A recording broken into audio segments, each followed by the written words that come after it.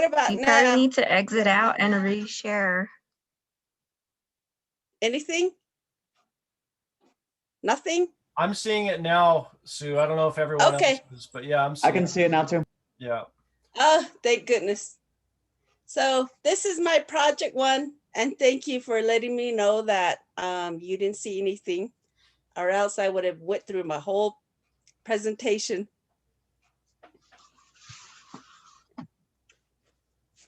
Okay. So this is my project two. It's the back of a horse, and it just basically tells me what all the muscles are in the back. And I just, because I don't weave when I'm in class, it takes a lot of time away from, my mind will be on weaving. So I try not to weave. So I incorporate my geometric shapes in there. And most of my weavings are geometrics. In my learning process, everything is like lines, triangles, circle, oblong, and that's how you put them on paper, and you just add the outside lines. And that's when I really thought, I can do this, because the shapes is the one that really empowered me to put them together. So just circles, triangles, rectangles. So when I figured that out, learning about being an artist on canvas is not that scary now. At first, I used to dread it, and Bollinger probably heard enough of me screaming and saying, I'm not an artist on canvas. Why are they letting me do this and take this? So that was, so this is my project two. So, and I chose horse anatomy. So this is the front of a horse head. And there's not really that many muscles, but I had to do the eye again. So I'm getting pretty good at it now. And it's just micron. I kind of got brave, started using micron pens, and just figured, oh, well, I'll give it a shot since I have all these stuff. And my project 4 is still in process. So another thing that I didn't use an easel. So over the weekend, I had about 3 or 4 projects I had to do. So by yesterday, my neck was hurting so bad, and I finally had to break out my easel, and I'm going to start doing that, using that. I always just work on my art table with my head down. Here because my room's cutting out. Oops, sorry. So my project 4 for my trajectory is still in process, which is due today. So, and then these are my live figure projects.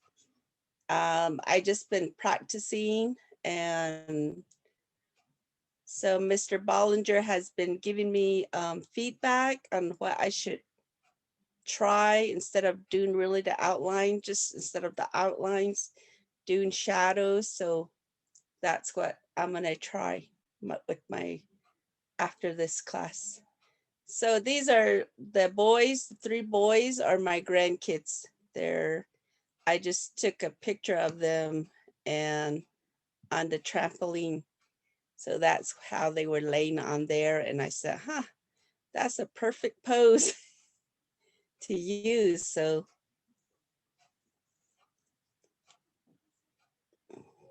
and I'm beginning to like doing faces. I don't know why. And this is my project 2. I started playing with charcoal, and it looks like I figured I'll just do a since it's Gay Pride Month. So, so I figured I'll just do something. So you can't really tell if it's male, female. It could be a female bodybuilder, or it could be, you know. So that was my creation on project 2. Started playing with charcoal and getting more confidence and see what I would do. Then my project 3 and A. These are just the one on the project A underneath that, that's my project A. And I just started, just jump in there and started creating and trying to do some of the poses that were recommended and follow some of the printouts. And then 3A, that's mostly the same. So the bottom one with the orange background, it was one of the, somebody else made it and I try to make it like that. So that was my inspiration from one of my drawing books that I bought and that I use. So those are just my figure. It took me a while to get comfortable doing it because we're told that, oh yeah, you don't look at naked pictures, and when you're growing up, you don't even look at your spouse, and those kind of Navajo taboos and stuff. So I, as old as I am, I had to get comfortable with it and accept it and do it look at it as a learning tool. So that's what my project 3A looks like. And then this is my project 4A. So this is my scribble art. I think I really like the scribble art.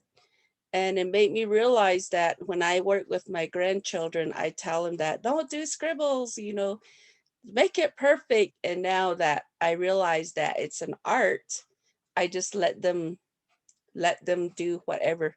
So if they want to scribble, that's part of learning about art.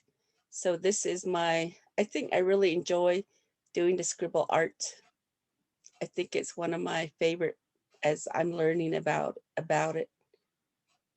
So these are mostly the micron pens that I use. And then my 4B, that's also another part of my scribble art. I try to make one looking up and looking down. So I don't know if it really works or not, but those are my experience with scribble art. And that concludes my presentations.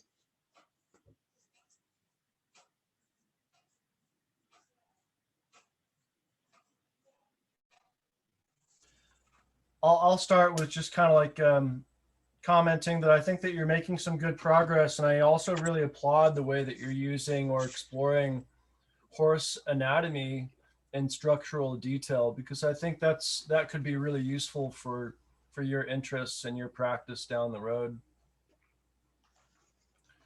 But yes, thank you. But I'm looking at these scribble drawings, and I'm wondering, how long did it take you to do one of these? Would you say, like one of those portraits? How long do you spend doing it? It took me like the planning part and anything. I did like 3-4 projects all in one weekend. So it took me two full days. So because I was already behind on 3A, 3B, so I figured since I'm on the roll, and yesterday I didn't get a chance to work on the project 4 because my neck was hurting so bad. But it probably took me at least a couple hours because I have to figure out what I'm going to make. I'm just no longer like, okay, I'm doing the circle, where my circles are beginning to be more precise, where the nose, the mouth, and I'm getting more on point instead of before I would just draw a circle, do a line and start doing working like that. So I'm kind of like, through my research, some of them, they do a face and everything is really nice. So I'm trying to practice that too with what I'm learning, how the faces are Yeah. created. When you're drawing, like, because you're working from these YouTube videos, and the YouTube videos are timed, you'll do a series of 1 minutes, you'll do a series of 5 minutes, and sometimes you'll be doing some longer poses. So I'm wondering, is there more extensive documentation of those sessions where you're working with the YouTube video? On the YouTube videos, I do have more documentations. They were submitted with my projects, Okay. with the folders. Yeah. So these are just the final products that I'm showing. Yeah. So that's when, you know, I have. I mean, I guess the reason, one of the things I'm kind of curious about is, from my own experience drawing the figure, there's a moment that happens. You're drawing a figure in space, and you're using light and shadow to represent the form, to represent the visual language. But there's something special that kind of happens when you realize that you're drawing the figure very, very quickly, but it's not perfect, but it's really capturing something. It's really capturing a moment. It's capturing your technical understanding. It's also capturing the way that you're learning how to draw the figure. So all these really like amazing things are sort of intersecting in that moment when you're drawing the figure. And I'm wondering, did you have that? Have you had that moment here where you just kind of looked at something that you did and you were like, wow? It's kind of like, you know, I was hesitant, but now I think that when I saw all those videos back to back this weekend, and I started thinking about it, and in my dream, I started like, okay, like it was saying, maybe giving me suggestions. I don't know, when I really concentrate on something, Yeah. that happens to me. That's why I can't have two art going at the same time, because both of them, they require a lot of time and commitment. Yeah. And the art, that the drawings, I took your suggestions where to do one over another one. Yeah. And it's kind of like, when I look at it, I might not notice, but it's like these figures are interacting with each other, and it makes me think like, wow, no wonder he said, you know, you don't need to just draw one and go to the next. And so that's what I learn about drawing one figure and putting another one on top, and then another one on top. And Yeah. it's like these figures, they pop up and they play. I agree completely. I think that's a beautiful way of stating that, Sue. And I'd really like to see that, like, when you're drawing the figure, it's like this, this very kind of irrational documentation of a series of events and moments that is happening with the figure. And I think overlaying and allowing those things to collide is really, really good. Because then, these live figure sessions that I'm giving to everyone, they're not intended to be any kind of, you're not supposed to have a perfect product at the end. You're supposed to have a series of products that are totally just mashing up against each other. And what you're really doing is you're building up your figure drawing muscle. That's what you're doing. And as you're doing this, you're growing, and you're kind of like it's not even really understanding the figure. That is part of it, but you're becoming more comfortable with yourself as you draw the figure. So that's I just wanted to make that statement. But the other thing that I wanted to say is that do you have horses nearby? Like, I think I've heard you talk about horses nearby. It's just my husband. He's the one that has 3 horses that he sees every day. And so once in a while, when I have time, I'll go over there.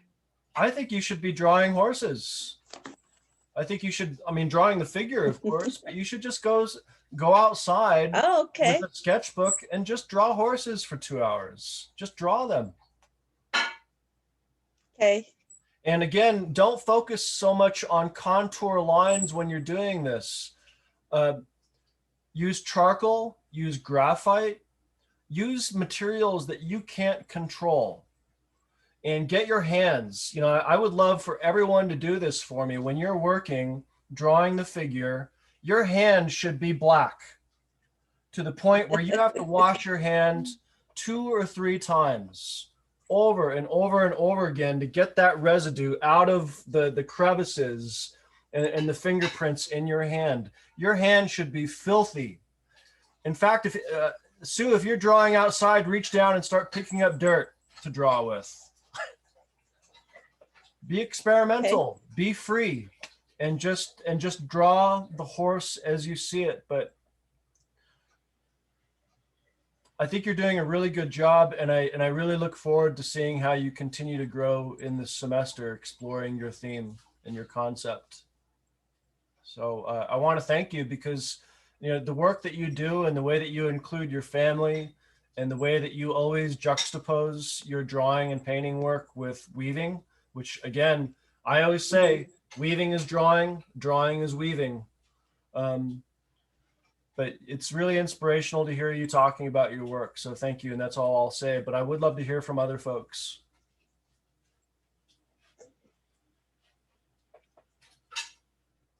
And you have to unmute if you're going to talk.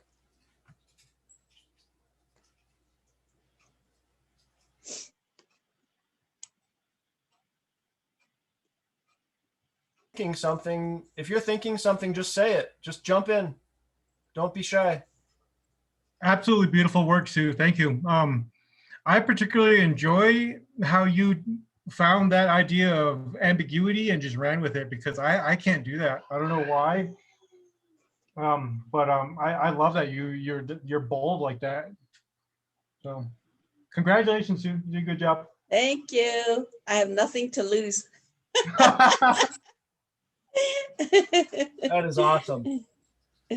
Well, yeah, that's the way. I mean, we're all in this together, finding your visual voice and finding what works. But really, like, what I was saying earlier, that moment where you've put something on paper and it feels so right, and you captured something and you're not even sure how to put it into the words, and you probably can't even repeat it very easily. But you can just try again and try again and try again.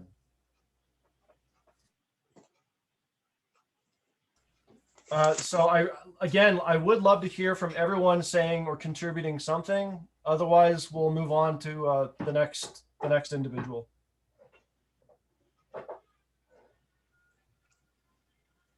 Sue, this is Michael. You did a good job on those drawings. Thank you. I know you talk about those horses a lot. Maybe you should do a lot of more, go outside more often and then paint or get your hands dirty. Get those horses sketch, like spend maybe like 2 or maybe 4 hours out there. Just look at it and how it looks like. Okay. All right. I think I have to get Thank the door. you. But nice job anyway. Thank Okay, hold you. on. All right.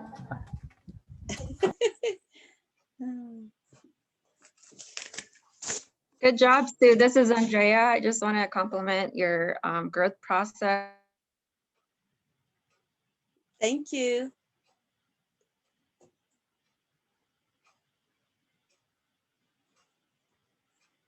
I just wanted to say good job. I really like horses too. And it reminds me of like an old anatomy sheet that my uncle had, and all the horse parts were in Navajo. So that'd be cool to see an updated version of that. So yeah, I really like that part into horses. So then your lines and how you're just like talking about being a beginner, but you're like passing me, like you're not that far behind, because I'm kind of behind too, but yeah, you're passing me. And yeah, good job though, and I really appreciate your work. Thank you.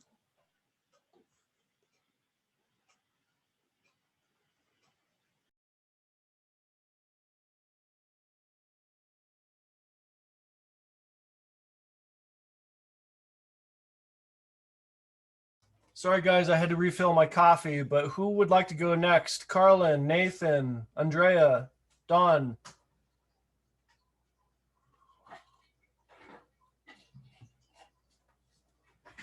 No room for shyness here, folks. I am still in the midst of lunch, so if somebody else could go, I would greatly appreciate it. All right. And also, Michael, your hair is amazing. I love your mohawk. Yeah. I miss mine. I can go. Okay.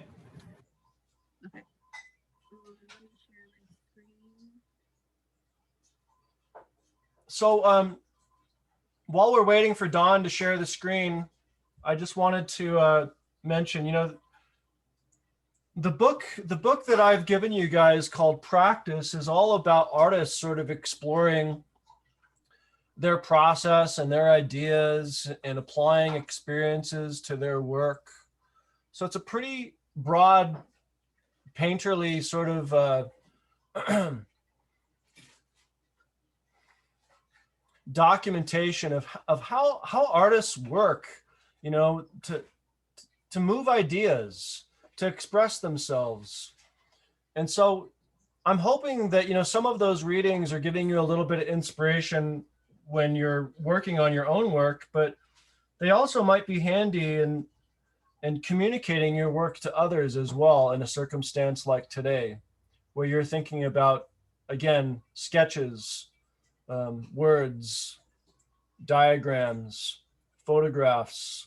You're telling a story, you're telling the narrative for your quote unquote art practice. All right. I think that out of all the books, that's the best one. I'm glad to hear that, Sue. Yeah. Okay, Don. Afternoon, everybody. I hope you all can see my screen. Okay. This is my first project. It's a drawing of my mom. She's sheep shearing. Traditionally, I'm sure every Navajo family sheep shear during the summer, and of course it's summer now. So I just asked Mom, if I could just sit outside with her and just watch her sheep shear. And that's what I did. So I grabbed my of course my drawing pad and my pencils, and I sat out there with her. The first project, this is my second. This is a drawing of my niece. I asked her to be my model for me, and she actually chose to dress up traditional herself. And this is the result came out. I was having a hard time trying to find a good coloration of her traditional dress because she was wearing all green, but I kind of just chose to leave it alone for now so everybody could see the lines that I made within the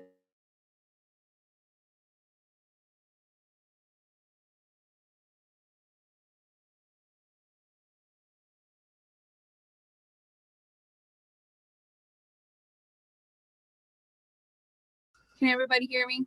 Yeah, I think we lost your screen sharing now. Okay. Can you see that now? Not yet, but it still might be loading. Yeah, it says it's going to start screen sharing right now. There we go. Where did it I think it came up where you left off, so it's good. Okay. Yeah. As I was saying, this is my niece. I asked her to model for me, and that's the result. This is my project 3. This is my nephew. He always likes to wear those boots, running around. No matter what he's wearing, he likes to wear those boots. And of course, my sister decided to throw on the hat too for him, and I decided to draw him there. This was when he was outside playing with some of his toys. And this is my 4th project. This is at a sheep camp with my boyfriend's Nolly's sheep camp out towards in New Mexico. And over there, it's like really flat and it's very open, and there's not much, there's not much plants around there. It's like in the boonies. And I decided to draw him wearing one of his favorite metal bands called Dio. I don't know if you guys know who Ronnie James Dio is. And of course, his truck, his Dodge. Out of all these projects, I think I really love the way my mom was sheep shearing and the traditional dress came out. For this theme, I wanted to create like a sense of feeling of the people and the places that remind me of home here on the reservation. And I wanted to showcase, that some of these people are important to me. And of course, I'll be drawing some more people along the way as well too, within the next coming project as well too. I didn't upload my live figure assignments yet, but I do have them in my sketchbook. I need to get a new 18x24 drawing paper again too. And so far, yes, that's all I have for my projects.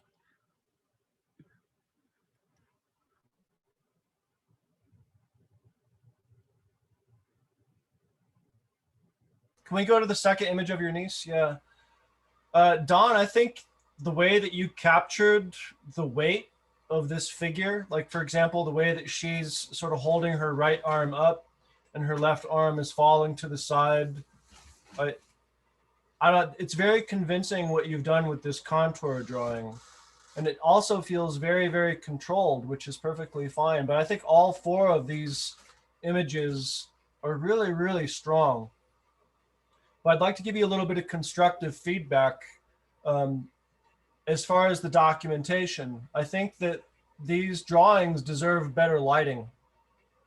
So I'm hoping that when you upload them to me for on Blackboard, that maybe you'll take some time and put them in a room or somewhere with some nice ambient light, with lots of light coming in, and not only get a full shot of these images, but also maybe get some detail. So go up and detail that beautiful hand or some of the fabric, like the way that you're capturing the fabric also, those lines and those contour lines. It's very, very convincing and gorgeous.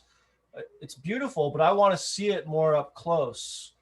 But I'm also always sort of trying to prepare students to develop a body of work that they can put on Instagram or on an online portfolio or for an exhibition submission so that they can start showing work publicly.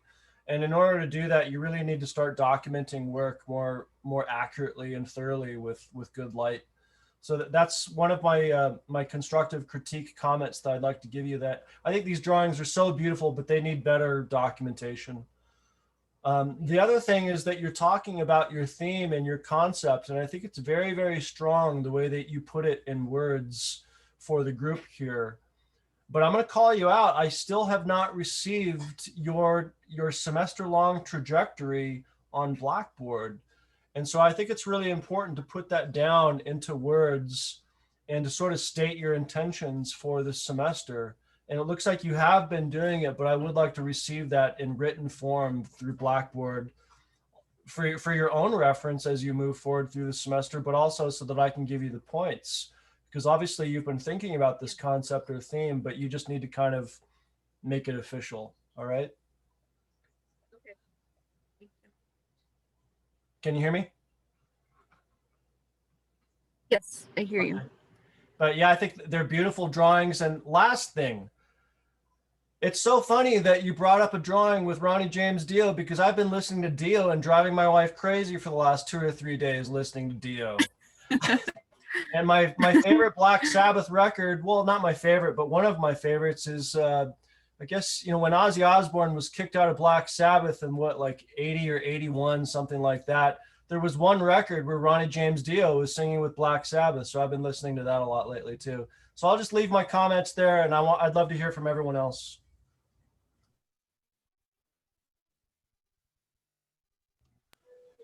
I also absolutely love that first drawing of shearing. I think it's absolutely spectacular. I mean, you could probably just throw a little bit of finishing onto that piece and it's ready to rock and roll. I mean, I immediately identified with it. I knew exactly what was going on. And in fact, I actually immediately identified that as being one of my own ants. So, so with the visor and everything. So good job with that. It's actually beautiful. I particularly love that piece. So thank you for that. These are beautiful drawings, Don. I mean, it's fantastic. There is the piece though, also, you know, I have another question. Sorry, I keep on talking. You guys know how I am, but I would love to see your live assignment studio process. I'd love to see that process narrative, that story, and sort of connect the two dots. How, when you're, because these are so planned out, it seems. It feels like they're very, very intentional. But when you're live drawing the figure, there's nothing intentional happening. It's just pure moment by moment by moment, mark by mark by mark. In a way, you know, you shouldn't even be thinking. You should just be looking and drawing and looking and drawing and finding a space where you're not even thinking anymore. You're just working. It's meditative. It's like some kind of weird tantric process. I don't know. It's something more than thinking before you work. And I guess that's unique for everyone. But please be sure to upload all those sketches for me as well. All right. Thank you.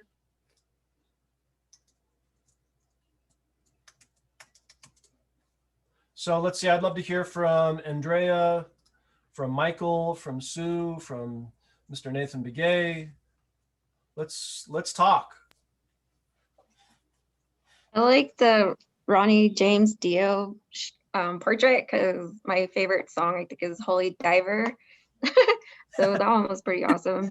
As I like your way of drawing. You're very good at drawing human figures, like the way that their posture is. And that's something I want to work on too myself. So I like the Dodge truck too. It's like all kind of realistic.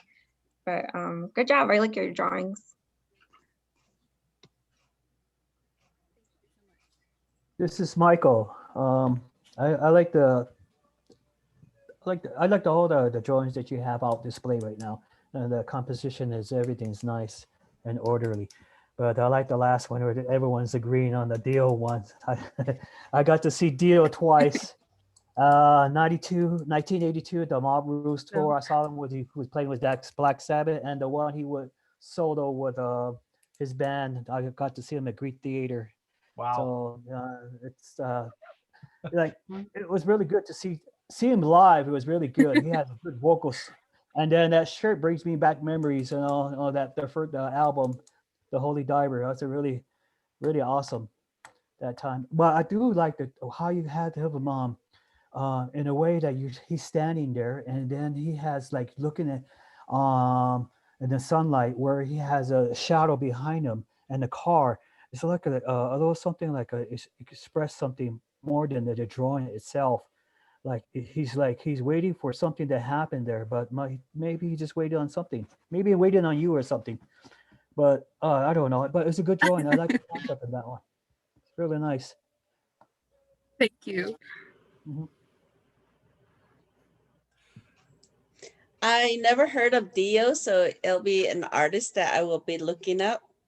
And I love how you did your art, and I can feel you because there's not really good time to take a good picture because of the lighting and the wind, and you practically have to run out there when the wind is calm.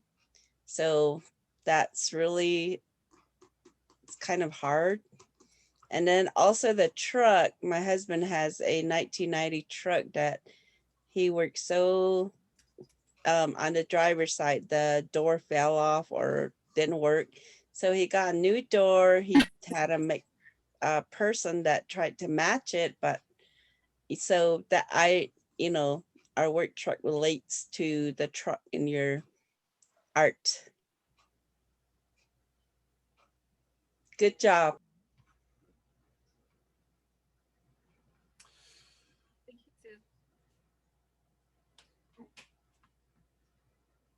Just out of curiosity, what about like the technical, you know, the technical aspects of these drawings, like the contour? Like one of them has a lot of contour lines. Some of them are really expressing color very specifically, you know, directly with the color. Like for example, the color of that truck is really popping. And others are really focused on value and just sort of like this buildup of line work to create value. But I feel that there's a very broad range of techniques happening in these drawings. I was just kind of experimenting with some of the techniques that I was using. Like, of course, you mentioned line, like right here in this drawing. And of course, I wanted to, you know, make this one like a little more towards realism, because I did work on some shadows and like right here, and of course in shirts and back here as well. I just did my best to, you know, like imitate that realism in each of them too. Yeah. And this one I just kind of scribbled as well right here in between, just to kind of get the sense that, you know, there's creases in the shirt and down here as well. So I was just experimenting with some of the techniques. Yeah. That's the best as I can explain it. I feel like, you know, it's really worth sort of piggybacking on Andrea's comment too, that you do really have an amazing talent for capturing the figure in a very kind of unique but accurate manner. So it's really sort of expressing your visual voice, but also this element of beautiful realism. And some of these angles aren't very hard, aren't easy to capture, you know, that like this one that we're looking at right now, like capturing that angle, looking at your auntie from above and the way that her arm is kind of wrapping around while she's shearing sheep. That's a difficult thing to capture. And again, that second one of your niece, just the weight of the body, the weight of her figure falling possibly on one leg or the other. Those are real beautiful things to map out with drawing techniques. So good job. And the way that you very, very specifically chose certain areas to highlight with color with that intention.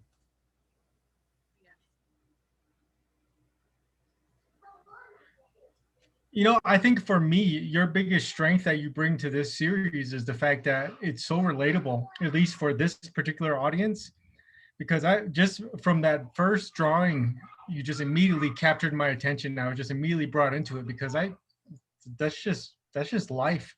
That's just how we live. And it's so, I mean, we already finished sharing for the year. So we're happy, we're glad it's done, but it brings back all kinds of memories. And I'm seeing like all these old people that were actually used to shear and stuff, and now they can't. So it's pretty cool. I like that. Thank you for that. You actually like really know how to capture that feeling. So. Yeah, I do like that shearing sheep too. It's really nice. My grandma's sheep's been sheared too. So it's really nice to see that. It's like the little process of seizing this year. So it's good to see somebody's doing that a lot again. So Don, where do you go from here? What are you thinking for these upcoming projects? I mean, how will the story or narrative continue in this class? I'm getting some more inspiration from you know, my fellow students, like talking about how it's more inspirational, and I want to incorporate more cultural values into my work. So I plan to do more like live figure drawings, just like with the assignments, but you know, like drawing my mom and, you know, my niece, and of course my boyfriend and his family. Like, you know, just doing like normal things, you know, people on the reservation do, like just going out looking for the cooking, cleaning, hauling water, or just stuff like that. It does bring back memories for me as well, and that's what I want to capture. I really like your answer to that question, and in a way, I'm going to sort of fold your answer to that question into a question for the group. So, is everyone ready? Why do you think it's important to document everyday activities on the Navajo Nation of people just doing simple everyday activities and things? Why is that important? Why, and Carlin keyed in on this too, it's relatable, but why is that important to share with each other and beyond the Navajo Nation? Just put that into your own words.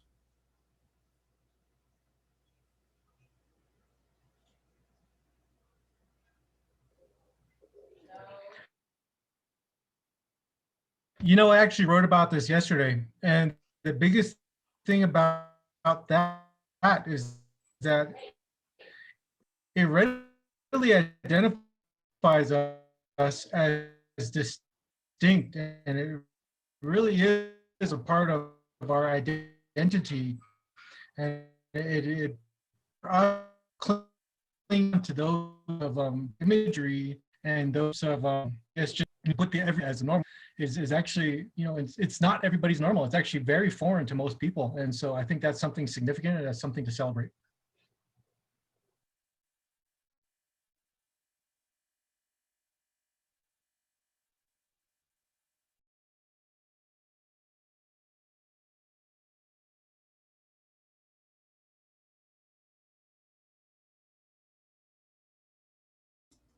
If anyone else would like to answer that question, I think it would be worth sharing with the group, because that's something that's really important for us to kind of collaborate with, that sort of hive mentality. Maybe that's the way I'm kind of thinking about it. But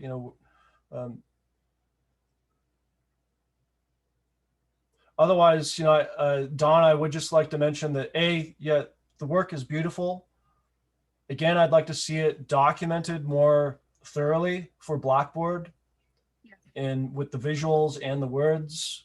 And then I'll be looking for your submissions so I can give you credit. Okay. So make sure you get these to me on Blackboard. And you're doing great work. Fantastic.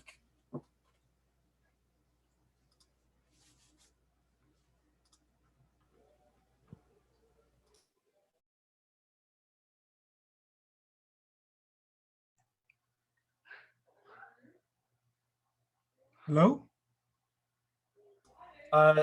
Don, if we're done with this, if no one else has anything to add, then we can move on to someone else.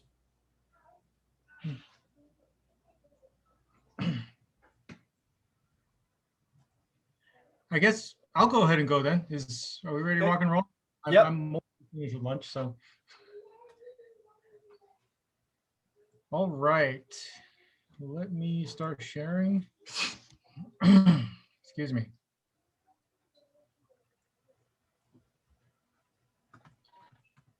Okay, can everybody see this? Yes. Yes, no, maybe? Yep. Okay, awesome.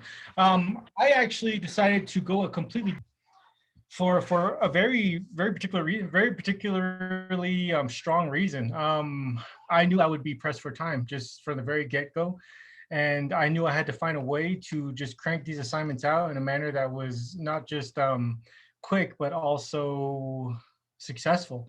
And so I decided, I wanted to investigate color, but I wanted to do it in a way that was fast and actually more loose, as opposed to tight and wound up like I normally do work.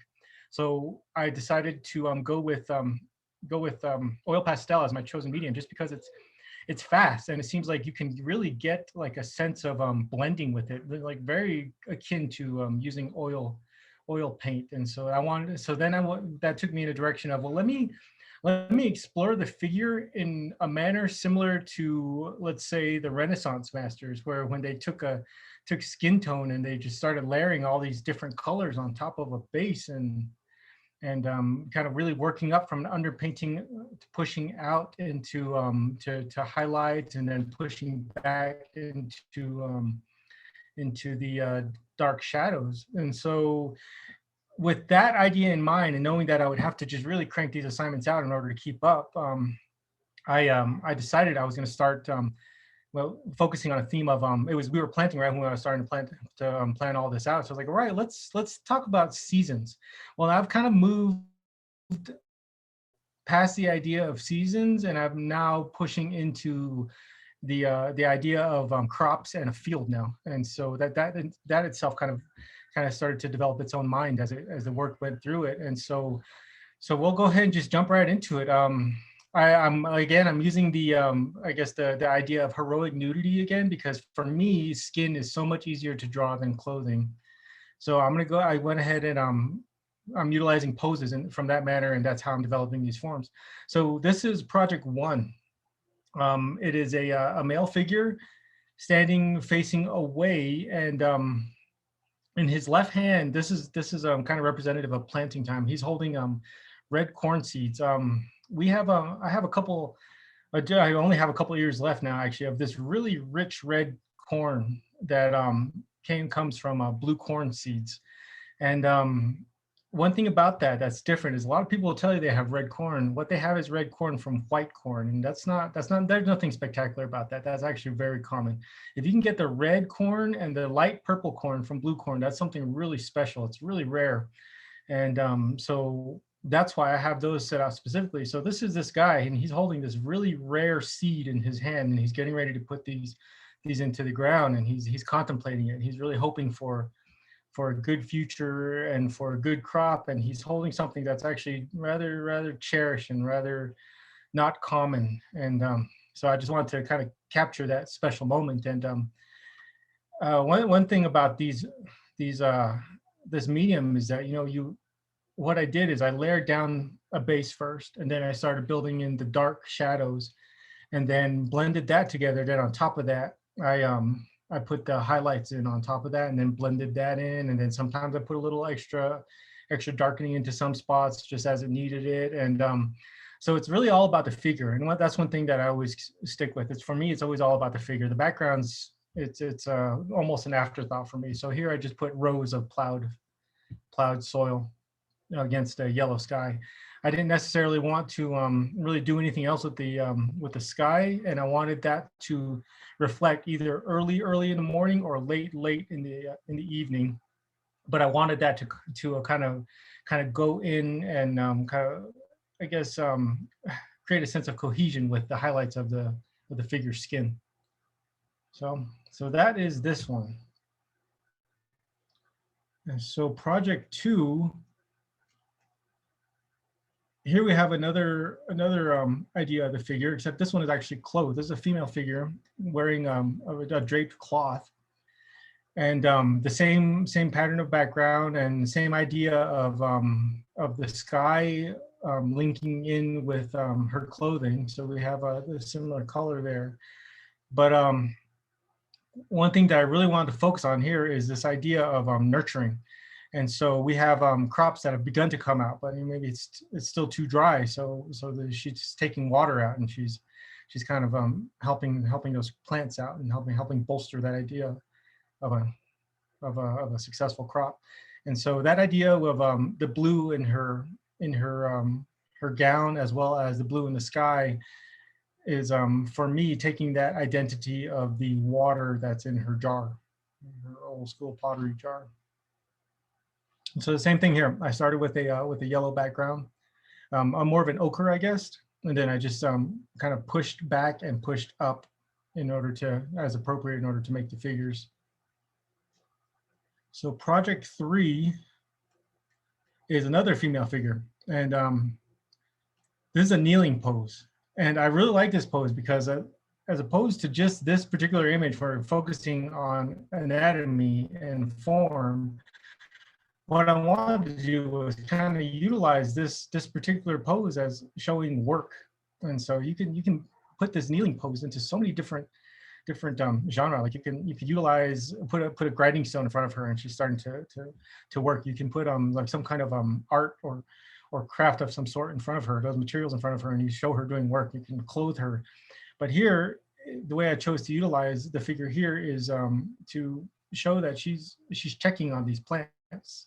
She's going out and she's checking these small seedlings, and she's hoping that her nurturing helps them mature and that they come to something and that there's sustenance here. And one thing about this one here is if you really go in, that idea of where I was talking about the classical Renaissance way of building skin tone, that is incredibly evident right in the mid-torso area of this piece. If you go right up against those paintings, you can see the blending utilized in order to create form. And so that's what I was hoping to achieve here. And I guess I'll let you guys tell me whether or not I was successful with that. And the thing about that is that, it's not precise. There's no like really clear cut lines aside from the edges that you have there that I left kind of unblended intentionally, just to kind of represent that this is a quick piece. This isn't something that I spent hours and hours and hours on. I actually started timing myself to make sure I didn't like linger too long, but I'm really happy with the way that you have this section here underneath her breasts that leads down into her belly across her torso, and that the way that blending came out. You have this highlight here on the top of her other breast that contrasts, not contrasts, it actually links in directly to the same manner of blending that's on the outside of this thigh here. So I was really happy with that, and I'm particularly proud that came out the way that it did, because I put a lot of thought into that, and the layering of colors and the manner of blending. All right, so the next piece, project 4. This is again right as you're starting to get into when crops are starting to come up. So here we have this male figure. He's crouching down, and I started with the figure first. And the fun thing about this particular series is that because of the way I worked on them, and the way I kind of utilize speed as a motivator in order to build stuff up.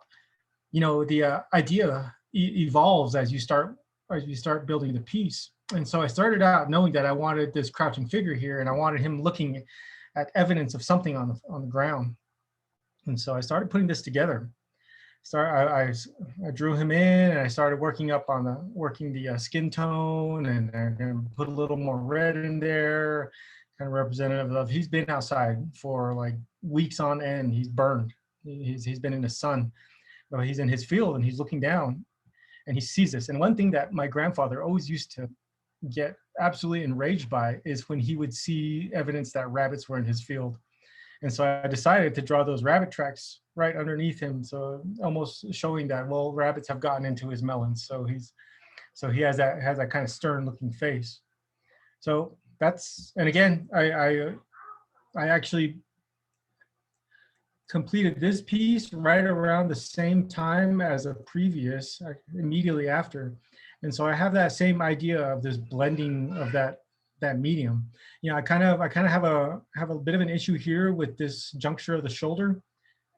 The chest doesn't necessarily recede as well as I had hoped it would. But so that's just something I'm gonna have to be willing to accept, considering the fact that I really did push this out in a matter of either a morning or an afternoon, as opposed to over a period of a couple of weeks. So as compared to my normal work.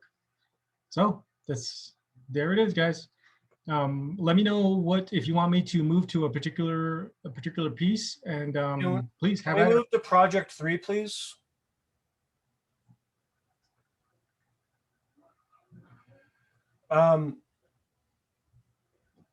Carlin, when I saw this piece submitted, I felt like it was a big step or leap forward for you. I just felt like the simplicity, like everything that I've been seeing, honestly, that you've been doing just in the last 2.5 weeks is just beautiful. And I think the speed and the way that you really kind of framed the pace of the course and sort of tried to meet the pace of the course with an idea that could be met. So in other words, you're looking at the broader context of how all this operates together, whether it's blending and layering mediums and the idea and the way that you're telling the story with all of these completed projects, but also the way that I've seen you relax and loosen up with your live drawings, which I think are fantastic. You know, I've been sharing those on Facebook. I just think that the way that you are clearly connecting the dots within your quote unquote practice is very, very successful. And I have been very happy to watch that happen. It's been very satisfying and thank you. But this particular piece though, the way that you simplified things and really your focus was on value and very specific. When I saw this, I just thought it was so eloquent. So bravo. I mean, just everything. And we haven't, I mean, you're not showing us those live action explorations of the figure that are just incredible, you know, and you're just churning this stuff out. Yeah, it's not easy. It's actually rather stressful. So thank you for that. Trying to work at that pace, it's significant. It's something special. And but the pace is part of it, right? The pace is part of the variable. This course actually, in my mind, works better when it's fast. You're forced to do it so fast. Yeah. So and I like that. I really like that. So I don't have to sit there and like stress over, okay, well, how is this concept going to come together? How am I going to push this composition in a way that really reflects this concept? What I'm doing is I'm just making it happen and then trying to find a way to justify it. And okay, if I have to add a little something here in order to fit into the entire theme of the series, that's what I'll do. So yeah, it's fun. It's fun and it's stressful and it's rewarding and daunting. You know, always trust yourself, but more importantly, well, I guess you guys can make this decision on your own. Trust both yourself and the process, and whichever one is more important to you. But you do really have to rely on both. You have to trust yourself. You have to trust the context and the process that you're placing yourself as well, and the idea. Yeah, thank you. I would love to hear other folks comment on what they're seeing and possibly if you've seen Carlin's work with the figure studies that I've been placing on Facebook too. Those are beautiful. Do you have a new show like where you're gonna like present these? Because I know these are gonna win awards. Pretty awesome. I always admire your work. So you always teach me a lot, just, you know, the way you present it and, you know, you represent your techniques in a very professional manner. And I appreciate that because, you know, I learn a lot from you. So yeah, good job on all of them. Like I always wanted to get into oil pastel, kind of scared of it, but yeah, I like your control of colors and the tones. So yeah, it's pretty awesome. Thank you. Thank you. Yeah, I don't necessarily have anything planned specifically for these. What my hope is that I can utilize these particular poses and images as studies for larger works. That's my hope. And yeah, that's, you know, the biggest thing about trying to build up that tone is that you have to. It was really difficult for me to start understanding that. Well, you know what? You don't always just use white and black to build that kind of value. So that was one of the more important lessons I learned here. And oil pastels, they're perfect for this because, you know, that's going back to the speed component. You know, you can't dilly-dally with oil pastels. I mean, they're just too messy and they're too clunky. It's difficult to kind of draw a sharp point and then not expect it to just fall off, particularly with how warm it is in the summertime. So they're perfect for this. You know, you have that big giant crayon style mark, and then you just try to work it, and then but the best part about that is their ability to blend. So give it a shot. It's cool. It's fun. And yeah, your hands get super dirty. Just out of curiosity, Carlin, what about how are the readings or the words or the exposure to other art experiences? How do those fold into your process? Or, I mean, is there a residual effect of that, or is it just kind of there?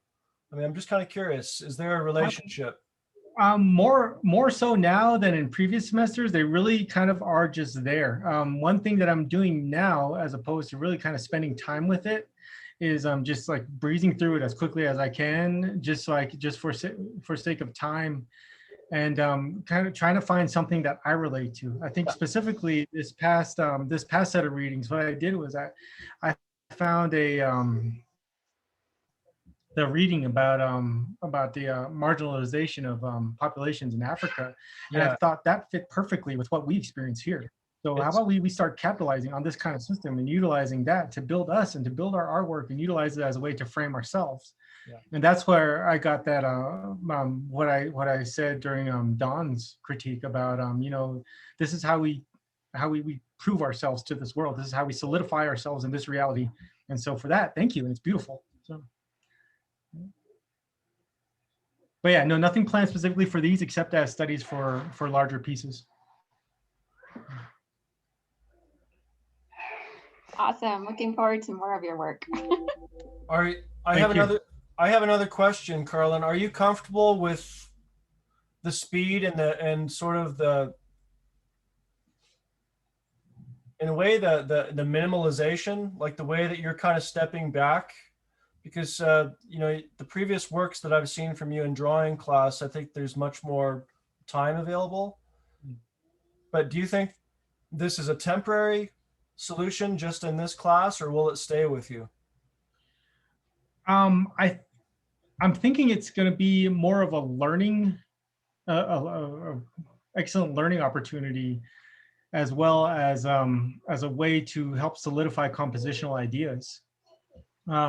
It's definitely something that I hope to be able to utilize in the future in order to help me plan much larger long-term projects.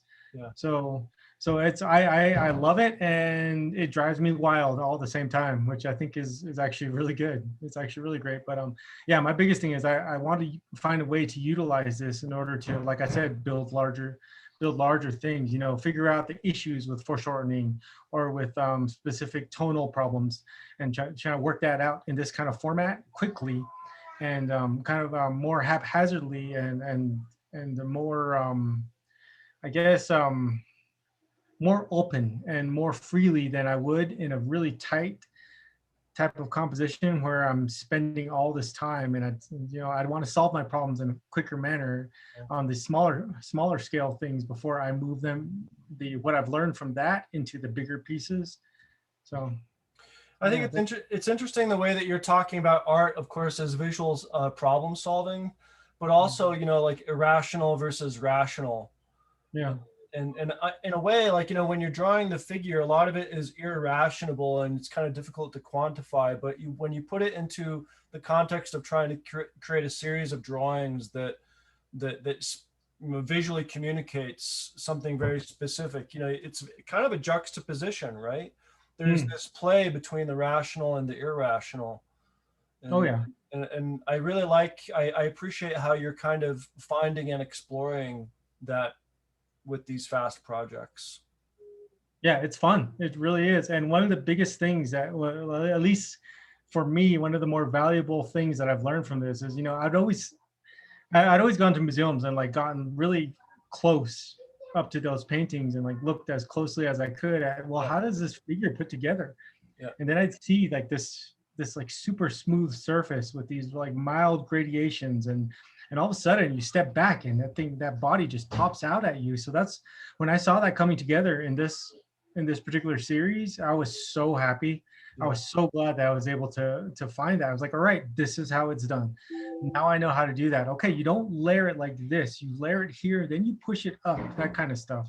So that's that was what I discovered here. What you just described, I mean, like hearing you put it into words made me feel pretty happy, you know, because I think that's a juncture that all visual artists should be trying to reach, where there's something inside you saying, I discovered something, this is working, and I'm going to continue taking it forward. So good. Wow. Yeah, thank you. So does anyone else want to leave Mr. Ami with some comments or any words? All of your work is amazing.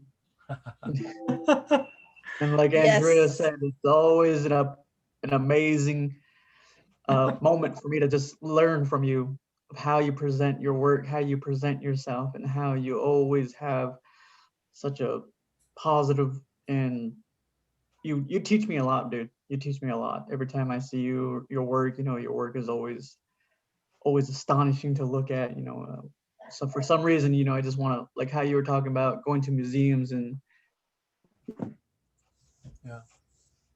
yeah, for some reason, I feel like that every time when I see your work. It's like I want to get close to it and look at the physically. I got tongue twisted here. But your work is always amazing, and the stories you have behind it, and it's lifeless. It's how do you say it? It's a teaching to me too as well. Thank you. So thank you. Your work is outstanding, Nully. Those Thank are all stuff that we have to do when we have a cornfield. So the lady kneeling down, that's what you have to do, and move the dirt around and make like a little dam around it, so your grandkids or somebody behind you can pour water in it. Mhm. And then also about the rabbit tracks. Now my husband's corn is about a foot and he's fighting the rabbits. So he's putting chicken wires, and once they're up the corn, he has to deal with the ravens and the crows. So what really worked is he put like fishing lines on top, so the crows or the ravens, they don't rip down his ears, the corn ears. So that really worked for him last year. Mm. So just a tip in case you don't know that yet. Yeah, I've never tried that. Yeah.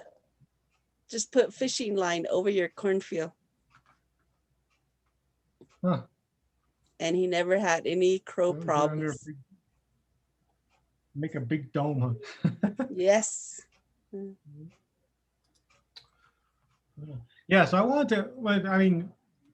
want to take that idea of these things that we do in order to produce our crop, and then throw in that idea of the figural study and the traditional manner of the studio of using nudes. So that's how this came together. So, yeah, normally you don't walk around in your field completely naked. You at least have one area covered. So I was gonna ask the same thing. This is Michael. I was saying, you don't do that. Unless you're out there in the boonies somewhere, you do yourself in your own private time. But I say, I saw you last semester, and then I saw you. You did really good drawings. So with the clothed model you had, but this time around you had it nude. But this is interesting where you had it all in a way that they're doing a normal day life or in cornfielding. But I really do like the third one you have there, the Project 3 one. Reminds me of a Japanese model that I had before, where she was like that, somehow her body twists the angular way where you see her hip bone. But it's really nice. It's a nice work which you're doing. But I see you're doing a lot of progress with it. So you're doing a great job.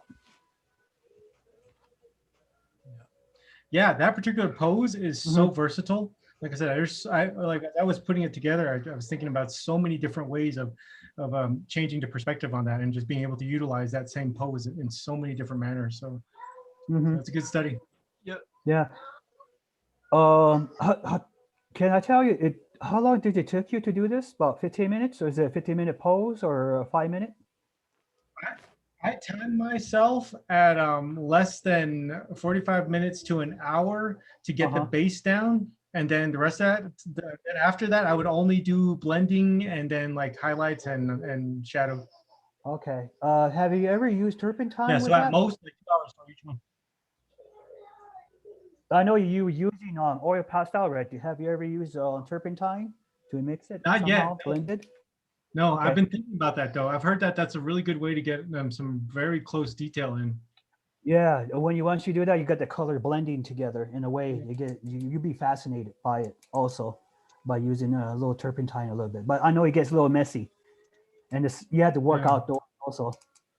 But oils tends to dry Mm. faster during the summertime. I was told, not during the winter time. Yeah. True facts.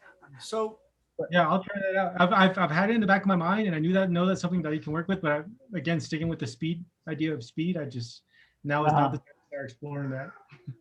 Okay.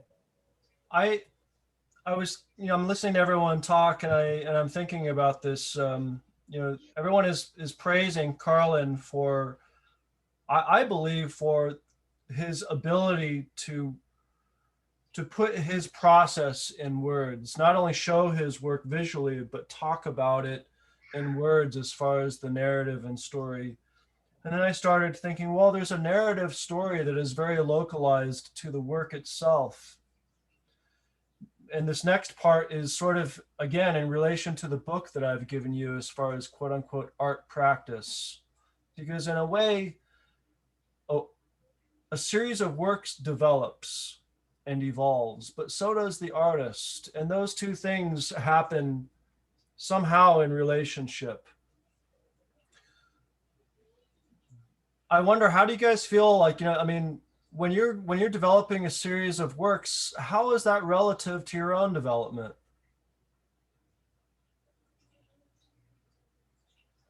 I mean, it's in my mind, it's hand in hand. Yes. By actually identifying components of your life and your experiences that you want to solidify in a series, you're doing self-exploration, and you're determining exactly what it is about yourself that you feel willing to share with the world. And then as you build the pieces, you start to develop your sense of technique and your sense of adventure in your technique, and exactly how you want to utilize your medium in order to express your idea. Yeah. And maybe you come up with something new, or maybe you reinforce what you already knew, but there's always something to be learned. About yourself, the technique, the process, your previous works, everything is in constant flux and change. And that's what we call practice. We are practicing artists. That's quite the analogy. So folks, wow. I mean, beautiful conversation, first of all, from everyone. I love seeing everyone involved and contributing, and thoughts, ideas, exchange, because that helps exactly what we were just talking about. The goal in each of these classes, all right, should be, in my mind, kind of summarized in this way: accelerated artistic growth. I'm not talking about slow artistic growth, where I'm talking about the kind of growth, the kind of artist you want to be in 10 years, you're going to be that artist in 2 years, because you're thinking everything is working so well together like a machine that you don't want to be that artist in 10 years. You want to be that artist in 2 years. Okay. Just trust yourself and trust the process, trust the exploration and how everything works together.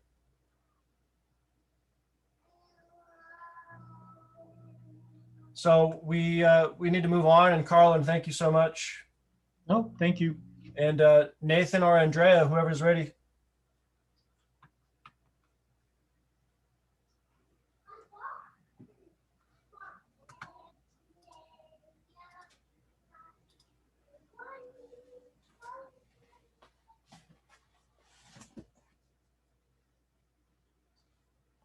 I guess I'll go ahead and start. Oh. I beat you. Oh my God, go for it. There you go. No comment.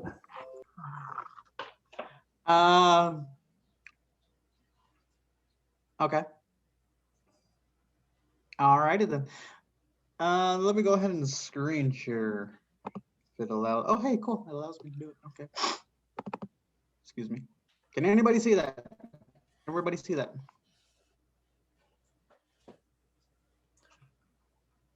Yes. I see it. Okay, cool.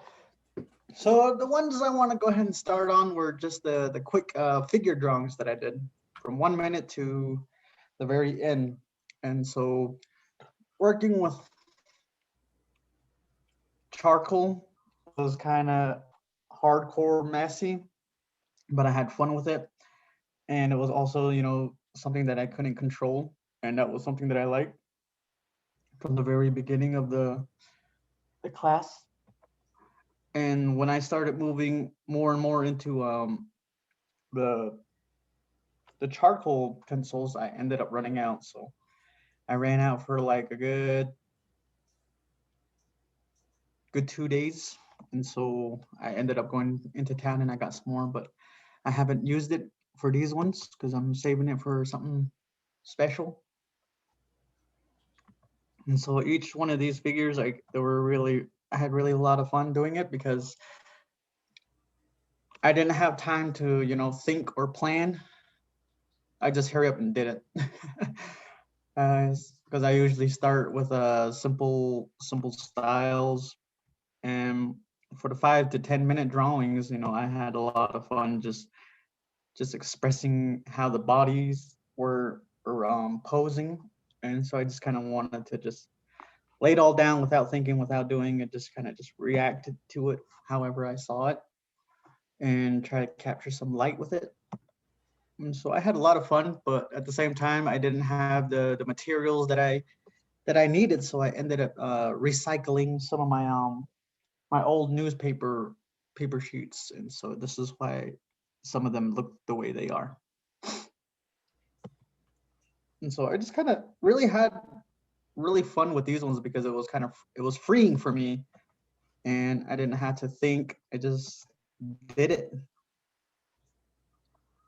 And drawing people and doing figures was kind of like my favorite thing to do. Oh, I took 2 pictures of that. Okay. And for most of them, they were just relaxing.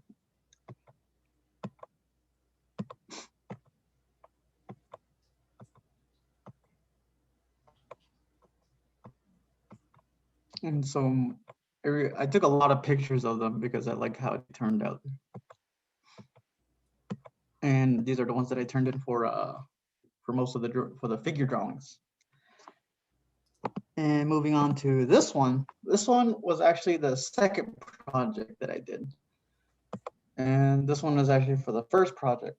And so the first project, I kind of really got into looking at what was his name? Is it this guy? Yeah, the first week of the assignment, I enjoyed reading about him. And so I kind of got this idea when looking at these sketches. I kind of wanted to imitate it, but go about it my own way. And so I had a lot of fun just doing this one, and this one was pretty much a self-portrait of mine.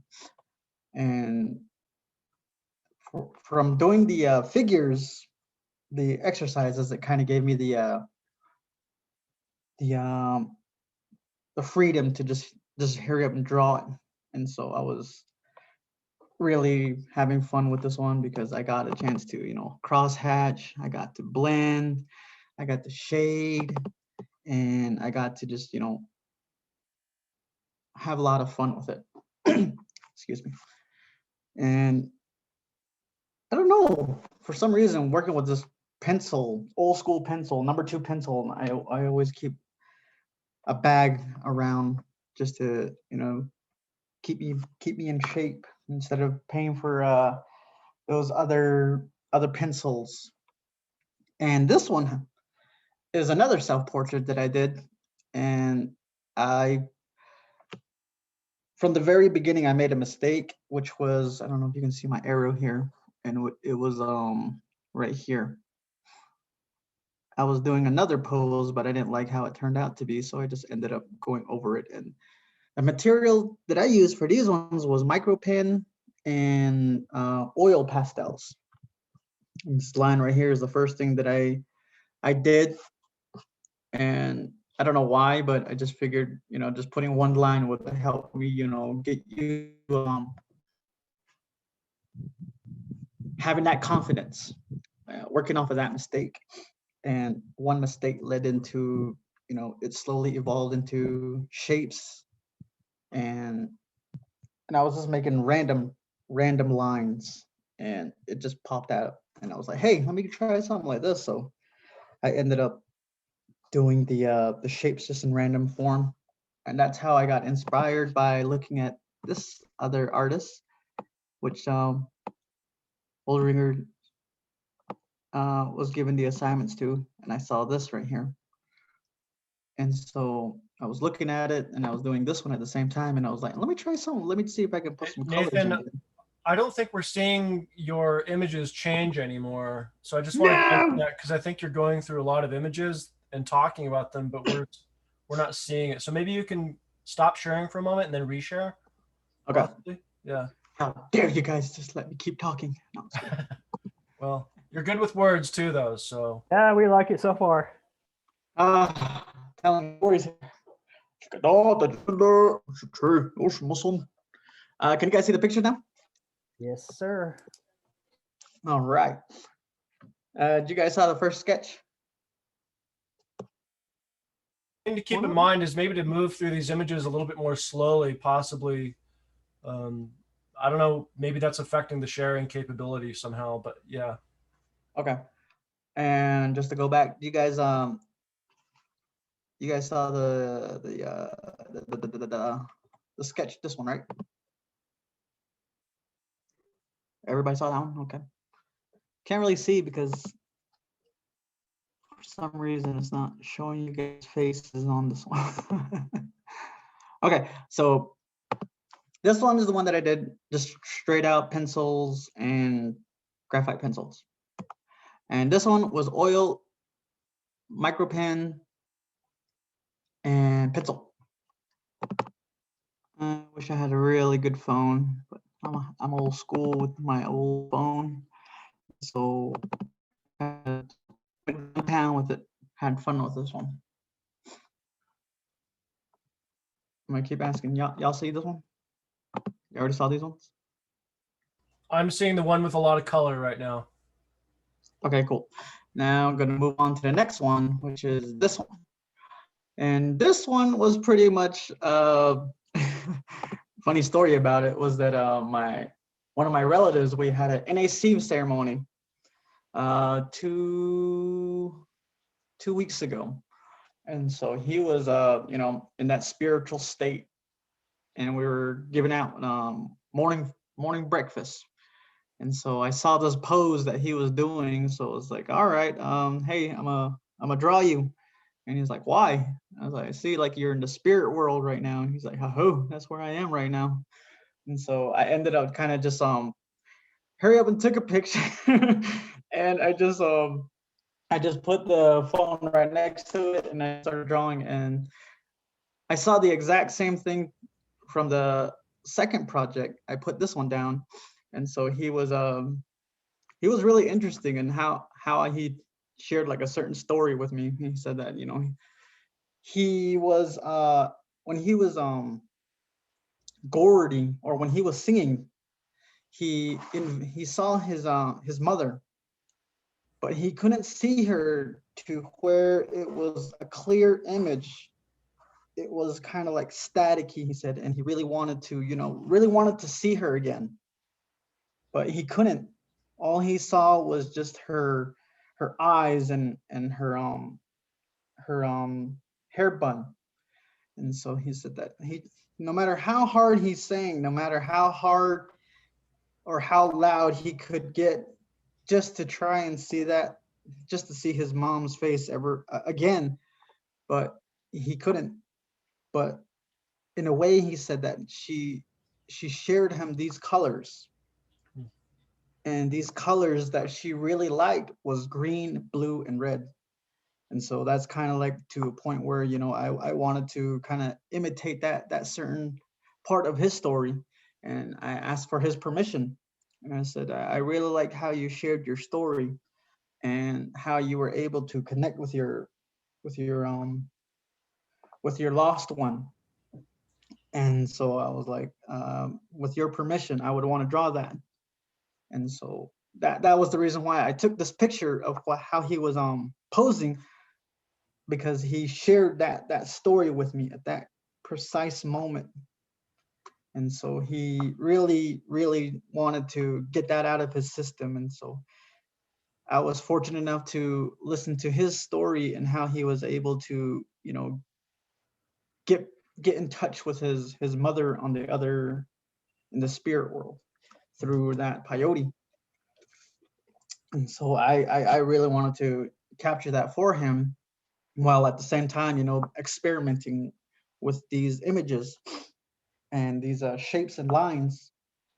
And so that's kind of like what I wanted to do. But I also studied back to Alan Hauser and Oscar Hauser, Oscar House, and what was it, T.C. Cannon, Fritz Shoulders, and kind of like how they were able to break away from, you know, the traditional human figures, and they kind of flexed it and they kind of stretched it out to where, you know, it looked all distorted, while at the same time still keeping that idea of indigenous art.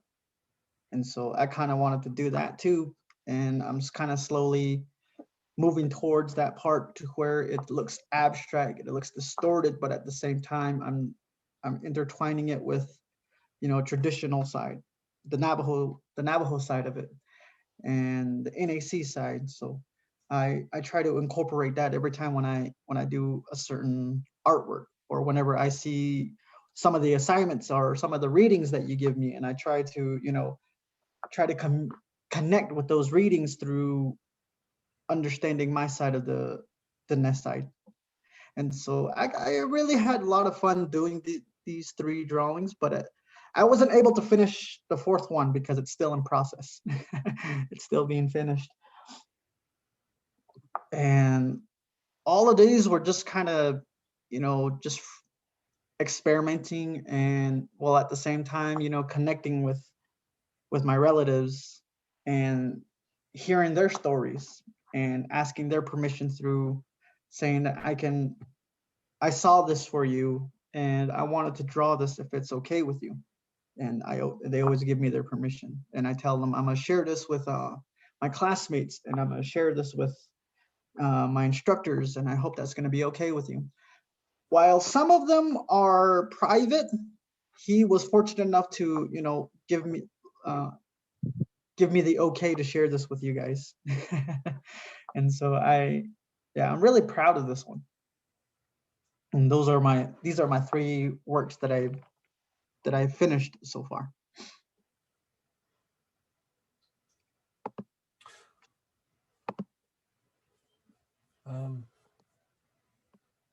Yeah, who would like to start with providing some comments for Nathan?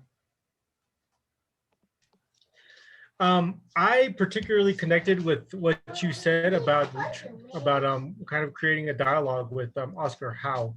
I love his work, and I find his method of abstraction and way of like really producing energy with his work to be extraordinary. And I feel like you're coming close to that. I really like the way your use of color, and it's very, you know, we almost have like a good triadic composition there, but then you throw in that green there and it kind of just brings the organic up. So I really love that. Thank you. It's really beautiful work. You're welcome. Thank you.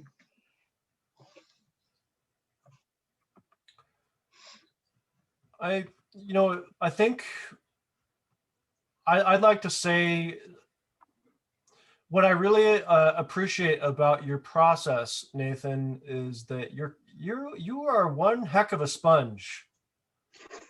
You are so willing to just explore and explore and experiment, and you take the readings, you take the interviews, you take all of these ingredients and assets, and they don't ever leave your mind. They stay with you. So all of these things are just in a cumulative way building and building and building and pouring out of you. So I would encourage you to continue exploring and accepting all of these things. that you're experiencing and that you're getting from all of these unique sources, and just keep folding them in because it's working.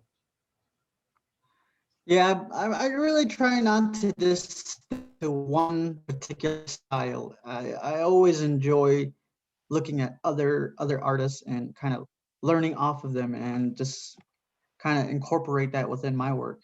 Yeah. And so I really enjoy looking at like animation, cartoons, Europeans on drawings, paintings, and all of that. I really enjoy just looking at them and try to build it up, like you said. And so I do enjoy it. Thank you. The last reading that I gave you guys all with Keehan Wildy,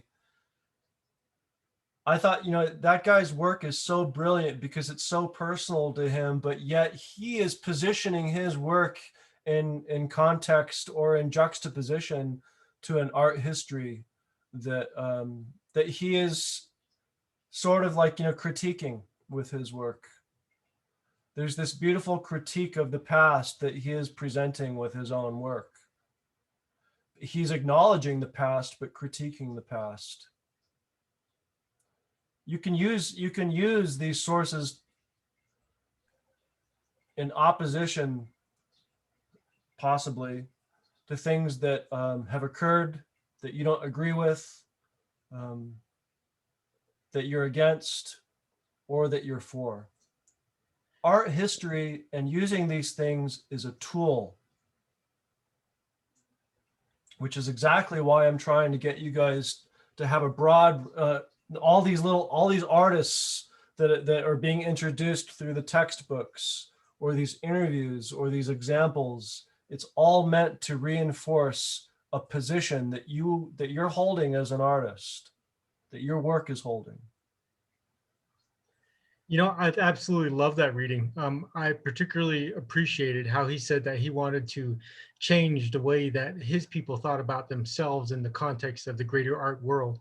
And so something about that for me really struck a very strong parallel with, if you remember during the conference when Tamara Begay was speaking about how when she was going out and doing these site visits and kind of doing the preliminary research into her projects, how she would go to these meetings and everybody just wanted Hogans. I want this to be in the shape of a Hogan. I want 20 Hogans all around.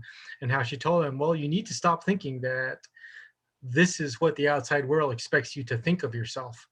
What are you really trying to get at with your project? What is your true intent with this project? And how is that different from what you've been taught to expect of yourself from everybody else? Mm.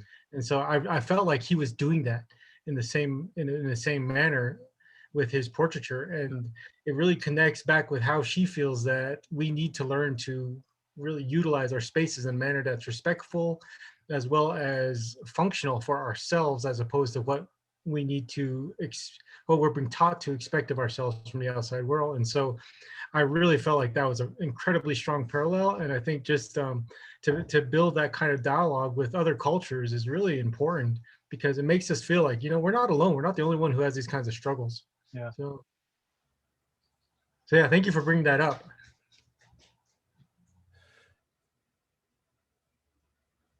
I mean, from my perspective, the more information all of us can have to prepare ourselves or to better equip ourselves to articulate how we want our work to communicate, the better. So Nathan, again, you know, going back to my initial comment, you are very absorbent. That's good. It's really good. So bravo. Thank you.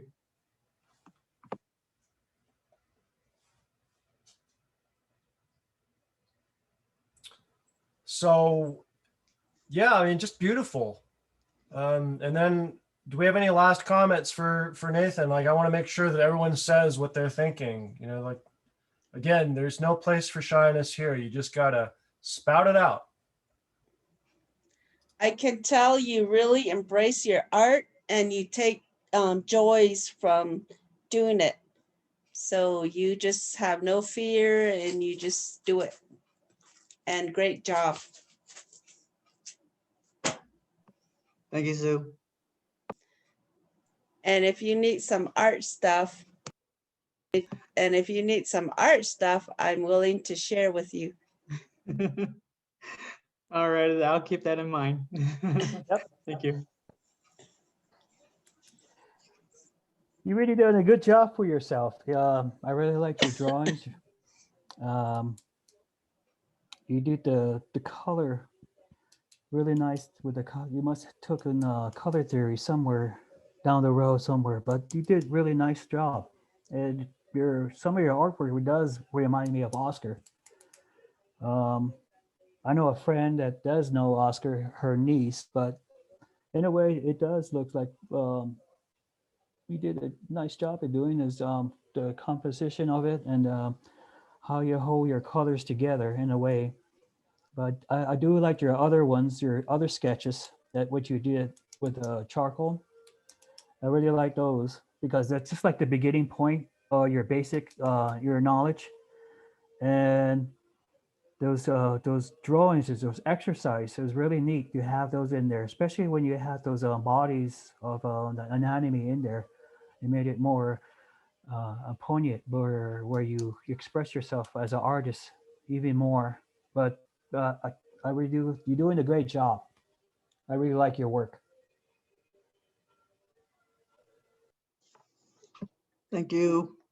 Thank you. Good job, Nate. This is Drea. I just want to compliment your how you incorporated the readings into your own technique. It shows through your work, like you're paying attention to what you're reading. And you try all these different abstract shapes that I really like. It pulls me in, like the colors, and you just kind of work with black and white and the colors. And like I took 3D art with you, I think, and it'd be really awesome to like, I think it would be interesting, like if it was like I don't know how big these pieces are, but like something to incorporate with your 3-dimensional kind of like how you did last semester or a couple of semesters ago. I seen your work before, and you did one where there was like a bunch of lines in there and it was at an angle and it was real capturing, and I really appreciate your drawings though, and good job and keep it up. And it's good to take classes with you. So yeah, good job. Thank you. And for these, oh yeah, I forgot to mention that these sizes are actually 18 by 24, each and every one of them.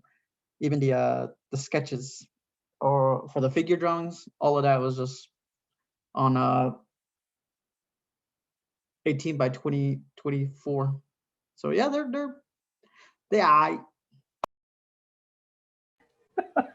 Okay.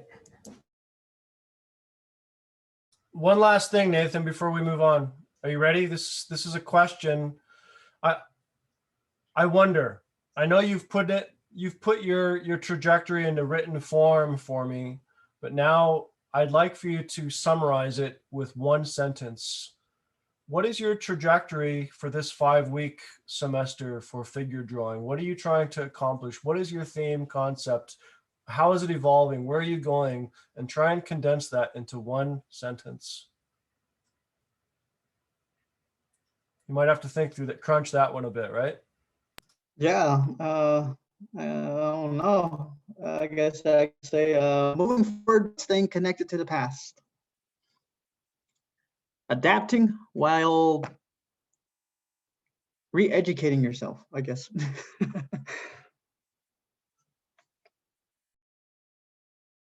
Being absorbent and flexible. You said it better than I did, so I'll keep that Oh, one. I just felt like that needed to be said in addition, I really like seeing your work, Nathan. It really is a joy just viewing it. So thank you. Thank you, and you're welcome. So let's move on to Ms. Andrea. She has some beautiful work to show us as well.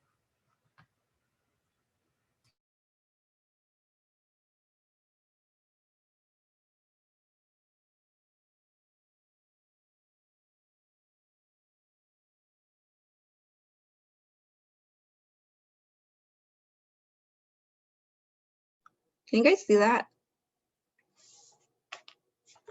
Yep. Yes. Okay, good afternoon, everybody.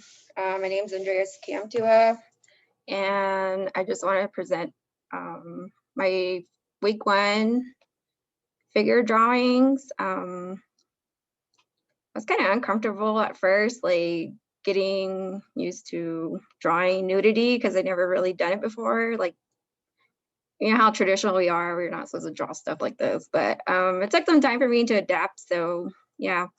Anyways, these are my life figure drawings that I wanted to work on. I'm really bad at drawing humans, so I was just kind of like just getting loose with these and trying to work on my timing. And it was pretty interesting, and I'm not as good as Carlin or Nate. They're really good at figurative drawing, but I tried my best, experimenting with lines and just different types of tones of the pencil set that we have, the different HBs and all that stuff, the different sizes. And yeah, I just really want to practice on figure drawing, something I always wanted to work on. And then this one's week 2. I did it with, what did I do this with? The charcoal. And these are 1-minute poses. Kind of just gave them like an abstract look. And I was just getting comfortable, like I said, like with myself, you know, doing something new. This is something new to me. I mean, I drew before, but not humans like this. So it was, yeah, like I said, it's really different. And I think what Sue brought that up, you know, we're not supposed to really do stuff like this. But yeah, anyways,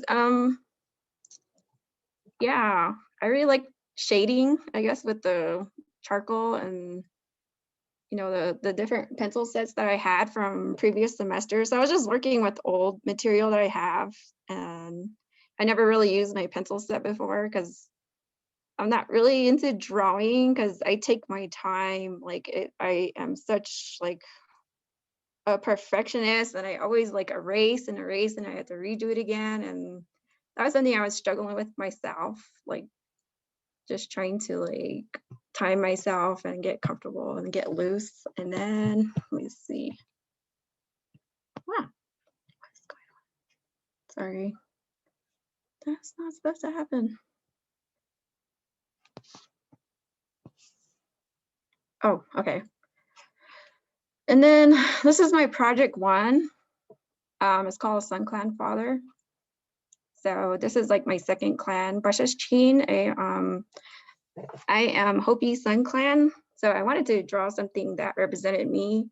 And I don't know if you guys can see that, but this is what I started out with, was the outline of the penciling. And then I started coloring it in, started adding more detail and working with it. And then just kept going and going. And I just didn't want to stop.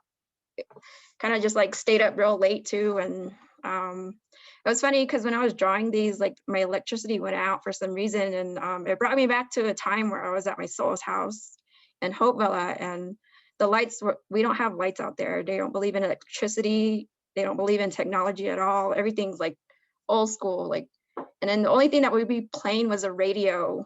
And it took me back to that time where I was at my soul's house drawing with my cousin brothers, and I was just really trying to like make it look more realistic.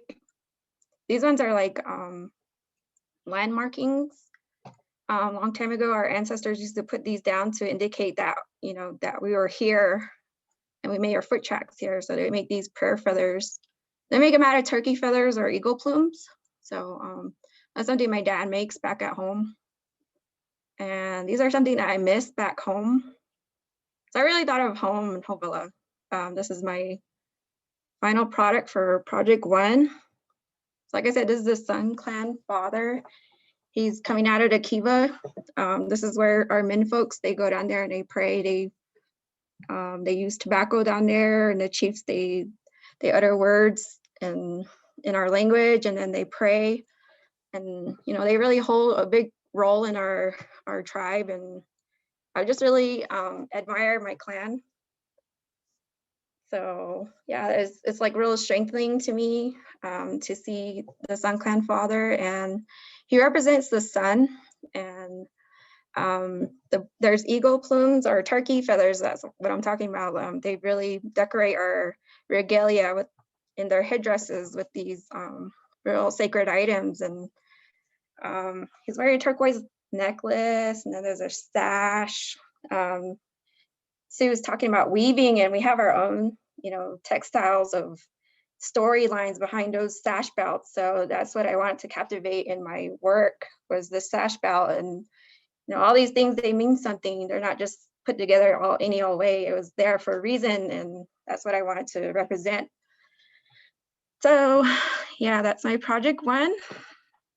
And I didn't really want to color too much, like in the background. Like I didn't want to take away the attention from the figure. So the background is like dry pastel. So I know how messy it is, so I was trying to gain control of it. So that's why I like the way it blended together. It's almost like spray paint to me, because I like using spray paint with my paintings, but I just wanted to try something out, you know. So I wanted to use and work with color pencil and dry pastel. And then, oh no, where did my project 2 go? Oh, okay, sorry, I was freaking out. And then here's the outline for my project 2. This is the Crow Mother. And she's like a guardian to our new initiates into our clans, you know, in our tribe. They have different tribal, different clans, and they have different kivas. And so this is the one that comes out early in the morning, and she brings out bean sprouts. So this one comes out like right in front of my soul's house in the east direction. So I really miss that, like going out there with my dad and my souls and my aunties, you know, they would be with me too. And we would just be outside and, you know, listen to this Crow Mother. And she has this particular song that she's humming, and she's making herself known. And it's just like real calming to me. And so I was just like I was saying, I was really trying to get the details in there. And I don't know if you guys can see that, but this is what took the most, was the headdress. And I was just like so captivated by my own work. I was like, wow, I can't believe I made it like that. I was just like showing everybody, and I was excited. I was like, oh my God, I can't believe I did that. I was like, and then it was emotional at the same time. I was just like so happy. Like the colors and the way it came out, I was just like, wow, I can't believe I did that. So I was really happy, like the way it came out, because, you know, I haven't drawn in such a long time. Like I said, this took me back to when I was a child, and Carlin talks about that, you know, we captivate something that, you know, we experiment in our lives. So these are things that I experimented in Hopevilla, where I'm from. It's a Third Mesa.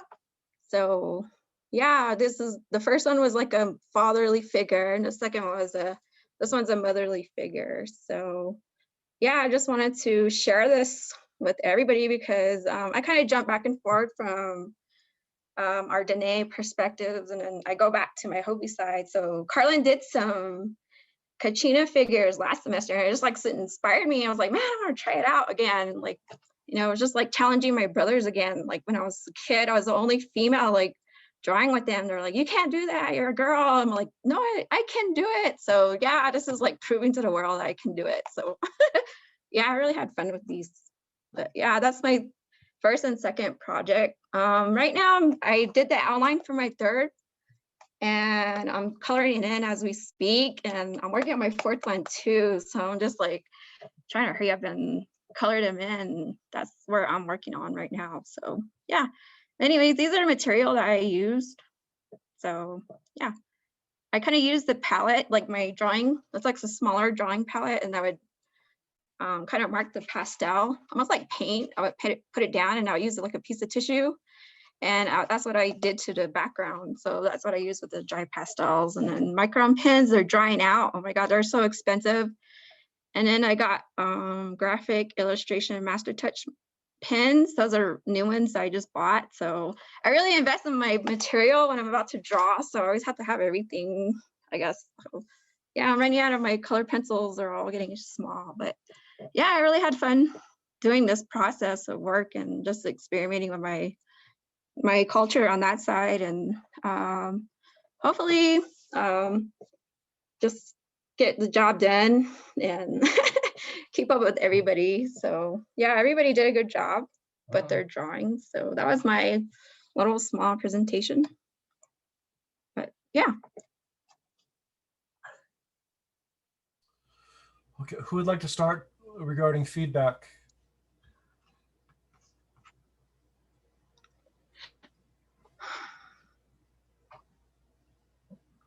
No room for shyness. Jump in, folks. Your art is amazing. I'm really impressed. I love all the colors and how they all work together. Thank you. This is Michael. I really like your drawings, really the color details and everything, especially the whole piece. And it's really nice that you're doing a great job. And wow, it's amazing how you did those. It's really amazing.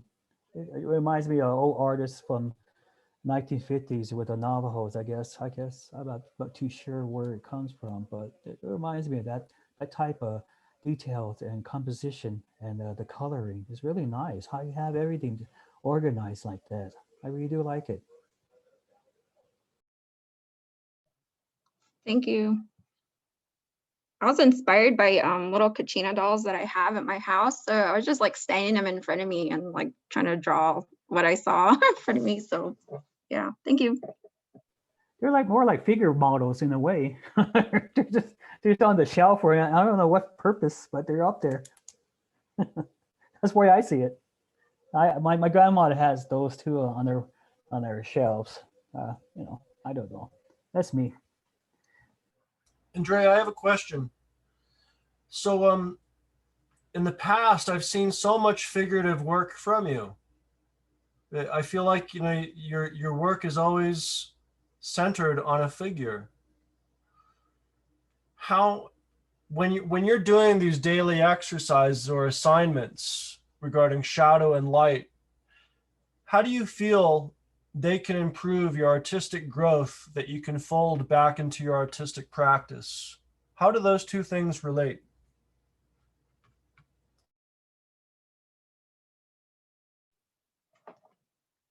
My artistic practice, I guess just mastering my technique and getting better at timing. And just being open to new concepts. And I need to get more loose because, like I said, I'm like all perfectionist kind of artist drawer. And so I want to get more loose and experiment more with myself and that technique.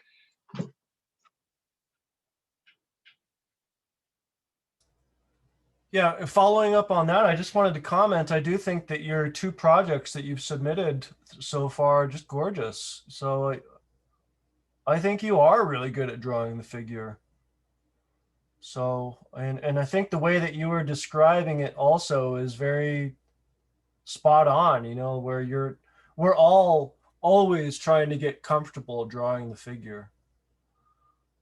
It's a process, and it's not an easy thing to do if you're overthinking it, but allow the non-thinking in a way to kind of guide you when you're drawing the figure.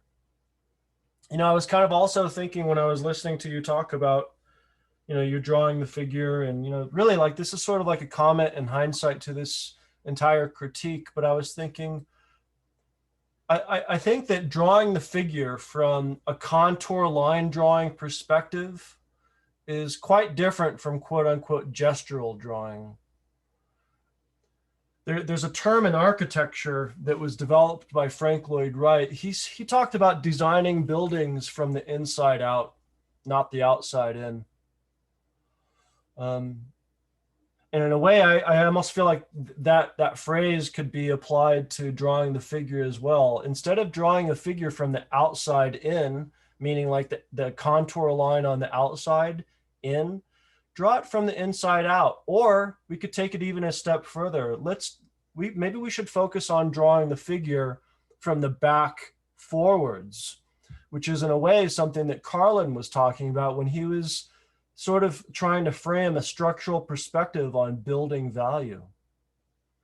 So in a way, I think when anyone is trying to draw the figure from a contour line perspective, in a way, you're kind of boxing yourself in. Unbox all these gestural marks and let them just fly and go, and just let it move. So yeah, I think that the work that you've been doing is really beautiful, Andrea, and you should have a lot of confidence in your abilities, because everyone here, can see the evidence that is really spectacular.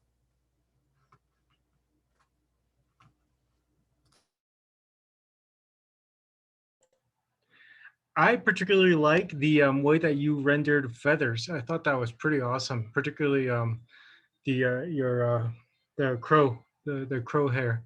So that came out really nice. It's like it builds on top of itself, and it just starts pushing forward and out. So I think that's really cool. You did a very good job with that, and your proportion is pretty dead on too. So congratulations, they look beautiful. You did a really good job with them. Thank you. Yeah, I actually haven't seen that one in a very long time. And we were talking about it earlier. It's like, I can't remember the last time I saw that one. It's at least when, like, in person. It's been a long time. So thank you. Welcome.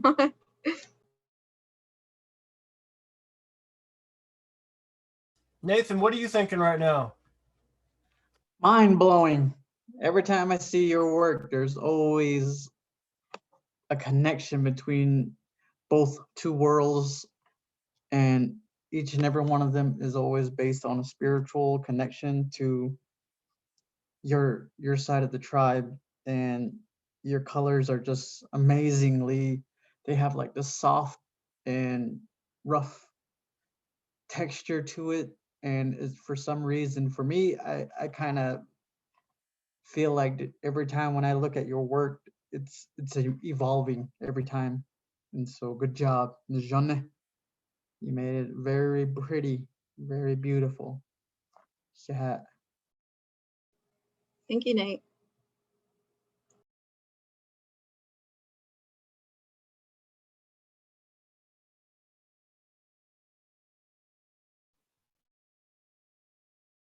Your work actually reminds me of T.C. Cannon and G.C. Gorman. Like, if those two were to be combined, I would compare your work to them. I like your use of color. It's really captivating to see, because I like your blending. I like the sun god. I think that's what you called it. The background was pretty cool. I like your skills and your technique. It's really beautiful. Thank you. Yeah, our first dance is coming up this weekend, so I'm like all excited. I haven't been there all throughout the pandemic, and it's just something I miss. The stories and everything that goes on over there, the festivities, and then even the beat of their footsteps, and then like the turtle shells you'll hear, and then the drum of the beat. And it's just really awesome when you experience like a Kachina dance out there, which I know a lot of Navajos are scared of, but like when you really know like the true meanings behind the clothing and then the way we do things out there, it's like, it's just something that's really unique, and it's not something, like out of this world. It's just one of a kind teaching, and I really appreciate it. And I just wanted to share that with my dad. My dad was just like critiquing me the whole way, I was trying to ask him, is this correct, Dad? Is this? And he was just like, yes, and everything. It was just pretty awesome. A lot of my family were like kind of like involved, when I was thinking about these things, and the way that they were part of the ceremony. And I haven't seen everybody in a long time, so I just wanted to captivate those kind of figures in my art. So Yeah, I'm still coloring in my third project. I can't wait to finish coloring it. So I usually do my outline. And yeah, I'm gonna color them in now. So yeah, thank you all for your feedback. Quick question. What is your third piece going to be? I have the Flagstaff Peaks, where one of our sacred kivas are located and where we come from too. And there's these mud heads that are kind of like, they're doing something. There's like more than one mud head in my drawing, and they're all like doing something with this mountain, kind of like guarding it. And yeah, I'm just trying to, because I seen something about Save the Peaks. I forgot where I seen it on the college website with the BFA on Facebook, where they're like talking about the Save the Peaks.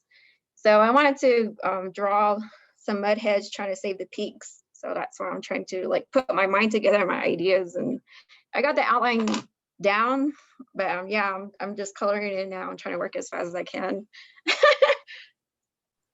Yeah. Cool. Yeah, I actually think there's a submission, an art submission called like Speak for the Peaks or something like that. I think I might, is that? Yeah. Because that would be a good submission for that when you finish that up. Yeah, because what really hurt me was, I don't know if you guys seen that when someone scratched off the petroglyphs over there by Bears Ears in that area. You know, somebody went and put white power on there, and that was real offensive to me. It really hurt my heart, and I was just like, man, they don't know how sacred that is. You know, like these things that came from our ancestors, and like I really want to put my foot down on why, you know, we're called Hopi and why we're called Dene. You know, like there's these symbolisms and these things are not just anything you can scratch off of history, you know, and it's always going to be here. So I'm just reiterating what I was taught, you know, and so I really want to like make a statement with my artwork now more than ever. So I'm almost about to graduate. I'm like, man, how am I going to apply my paintings to these things that are happening to our land, to our people and everything. So everything's just expressive to me right now. So yeah, I'm looking at these advertisements and ads for those kind of things. So I'm going to try and apply myself, because, you know, I never was the type to be in the spotlight, but now I think I should be and challenge myself that way. Yep, awesome. Good job. Go for it. Oh, yeah.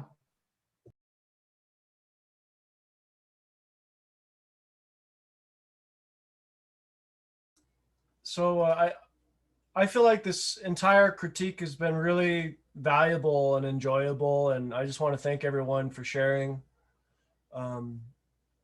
Just everyone is doing fantastic work and exploring really great ideas, and also implementing personal artistic growth as well, you know, as you move forward.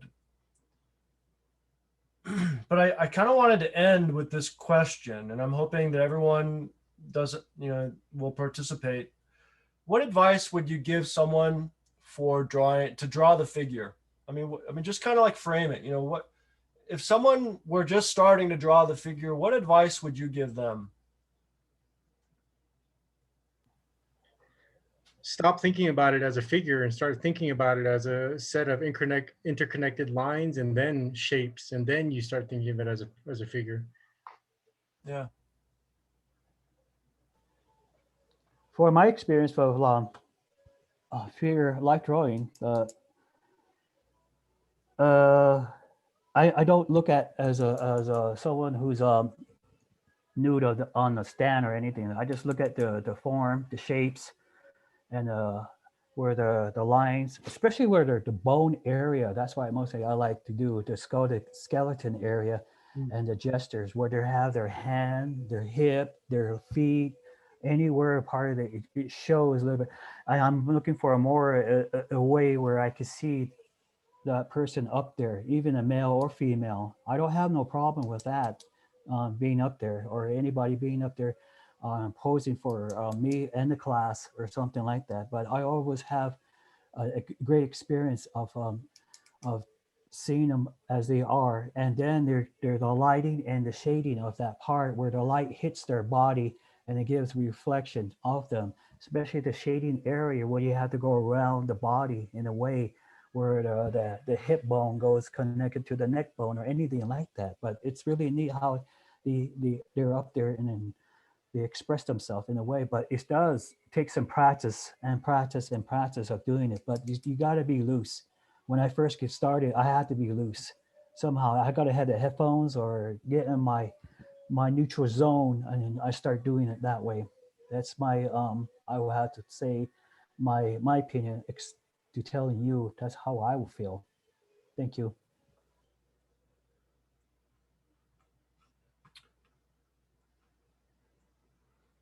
Does anyone else want to answer that question? Like, advice that you'd give someone for drawing the figure, someone who's maybe not an experienced artist, someone who's just maybe completely new to it.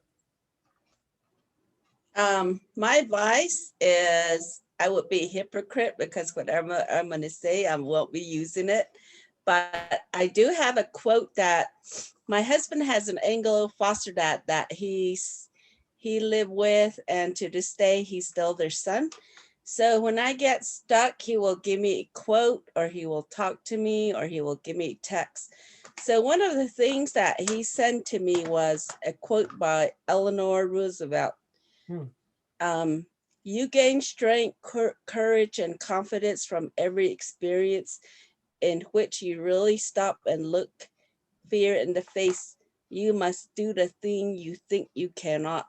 So I use this quote a lot in, his story. So I reflect back on it. So that's the quote that do the thing you fear. So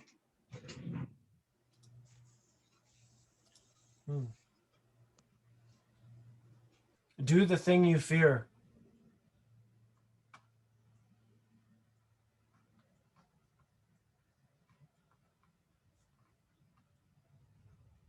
Okay, Nathan or Don, just in case, or Andrea, I'm just kind of opening it up before we end the critique, just in case. But obviously, this is optional. Like, I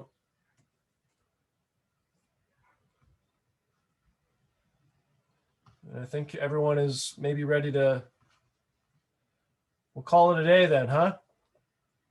So yeah, I think some new things are going to be launching on Blackboard this evening for you all. Some new readings and some new YouTube videos to take a look at. And then I would advise everyone to look on Blackboard. And if you have any blanks, make sure that you don't leave any stones unturned so that you can make sure that you get the grade that you want in this class.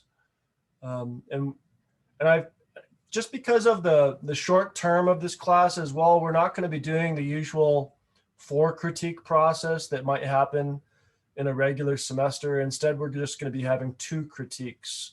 So the next critique that we have will combine the next 4 projects in the next 2.5 weeks.